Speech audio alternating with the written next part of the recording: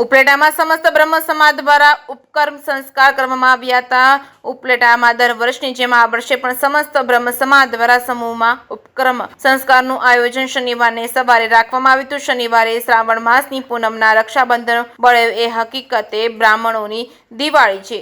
શુભ પ્રસંગને ઉજવવા સમસ્ત બ્રહ્મ સમાજ દ્વારા મોજ નદીના કાંઠે બિરાજતા સોમનાથ મહાદેવના સાનિધ્યમાં ઉપક્રમ સંસ્કારનું આયોજન કરવામાં આવ્યું છે। ઉપક્રમ સંસ્કાર વિધિ એટલે કે જનોઈ બદલાવાનો વિધાનો બ્રાહ્મણો દ્વારા કરવામાં આવે છે। તેમાં તમામ બ્રહ્મ સમાજના ભાઈઓ બહેનો યુવાનો આ પ્રસંગમાં જોડાઈ ઉપક્રમ સંસ્કાર સફળ બનાવ્યો હતો। જે સિંહ ગુજરાતી સાથે અર્શી આહિર ઉપલેટા સમસ્ત બ્રહ્મ સમાજ દ્વારા ભગવાન સોમનાથ મહાદેવના સાનિધ્યની અંદર મા ભગવતીના ગાયત્રી દેવીના સાનિધ્યની અંદર આજે ઉપલેટા સમસ્ત બ્રહ્મ સમાજ દ્વારા એક સમૂહ યજ્ઞોપવિત ધારણ કરવાનું અને ઉપાકર્મ જે વેદોક્ત રીતે અને પુરાણોક્ત રીતે જે શાસ્ત્રની અંદર બતાવ્યું છે એ જ પ્રમાણે આજના સમસ્ત ઉપલેટાના ભૂદેવો આજે સોમનાથ મહાદેવના પટાંગણની અંદર એકત્રિત થઈ અને વેદોક્ત રીતે સમૂહ જનોઈ બદલાવાનું એક સુંદર મજાનું આયોજન કરેલું છે।